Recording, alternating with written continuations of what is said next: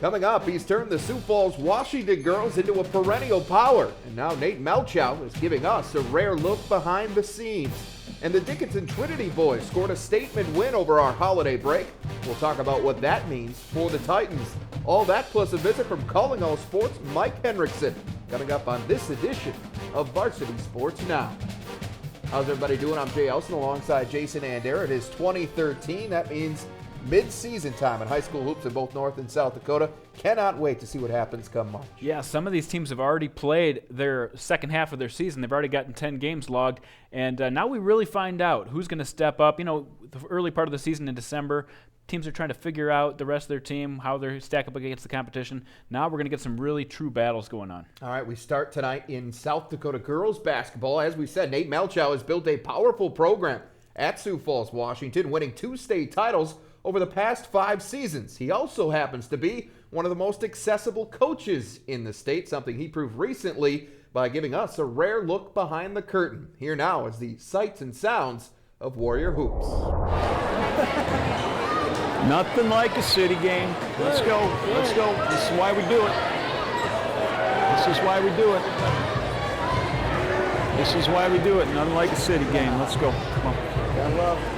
Dana, we get going right here. Just make sure you're in the middle right here. Just kind of monitor what they're doing and get them going. Hey, yep. You betcha. You know, hey, you don't be afraid. That's one thing.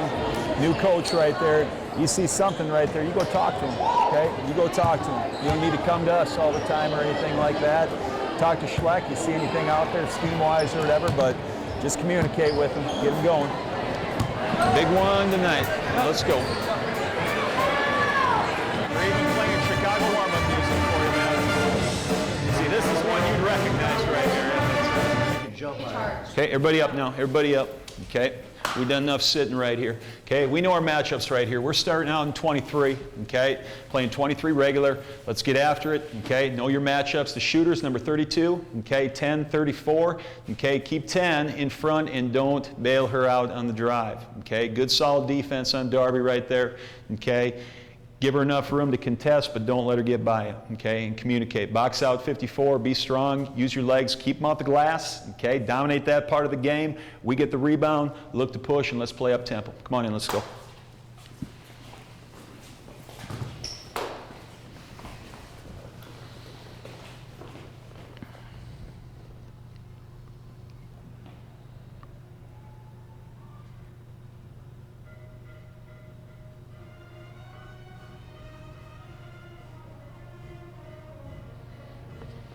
Leave your best effort out there. Okay, East Side Pride, let's go. Come on.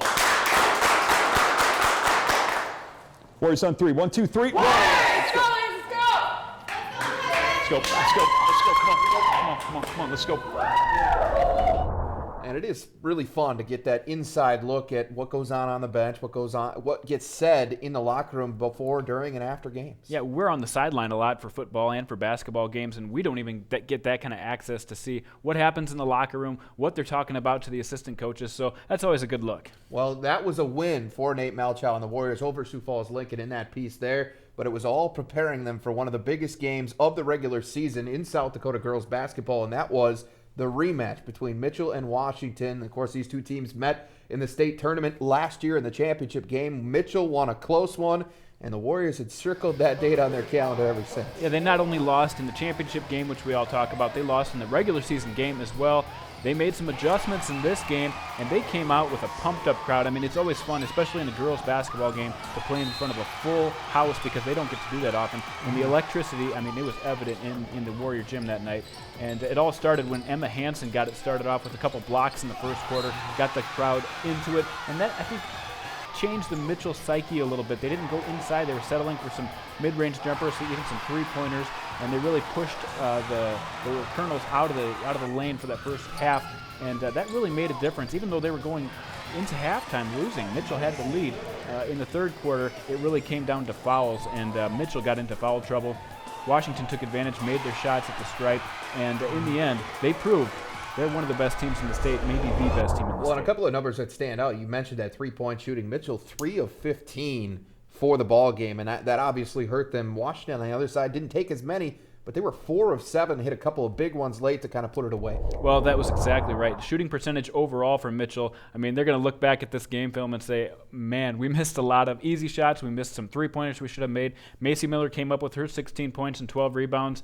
Don't worry about her. But they really took Carrie Young out of the transition game, which was one of the goals for the Warriors coming into this game, and it worked. They held the big two down a little bit, and their supporting cast did not have a good night shooting. Mitchell will be back, but they had a rough stretch on the road where they had to play against Washington, and the very next night had to go play against Aberdeen, and they came up a little short in the fourth quarter in that game as well.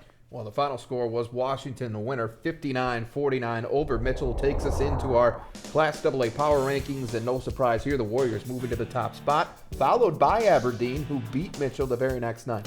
Kind of quietly, what the Golden Eagles have done this year, they've been taking teams apart, and they've been doing it with a very tall lineup. Samantha Connect, one of the best players in the state, 2 6-footers down low, and Bryn Flackus absolutely took apart Mitchell in that last game. She took them on their wings, so to say, for the Golden Eagles.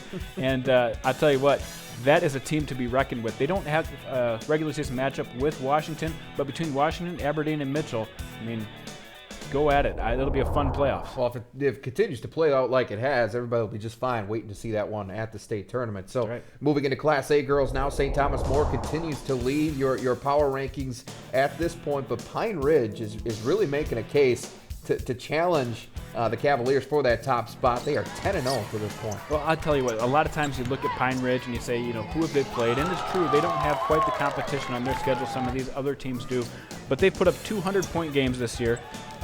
7 different times out of their 10 games, they've scored over 60 points and held the opposition to under 45 every game but once. And they've been doing it against teams like Winter and Custer and some teams that are good, solid teams. So this is a team with 4 starters back, a new coach in Laura Big Crow who's done a great job with this program in her 2 years with these girls, and Jolana Sazu has done a great job as far as a senior leader. A very tough team, and they're going to be a tough out. We don't talk about them a lot because we don't see them on the East River, but in West River, they know about Pine Ridge. It's interesting to see, too, with just Pine Ridge, those teams that play that up-tempo style score a lot of points. A lot of times they lax a little bit on the defense, and clearly that is not the case with Pine Ridge this year. That's not the case. They've got great guards, a great front court, everything you need for a good team. This is a team to watch out for in the tournament. I've got them number 2. A lot of the other polls don't even have them ranked. Some of them have them at 4 or 5.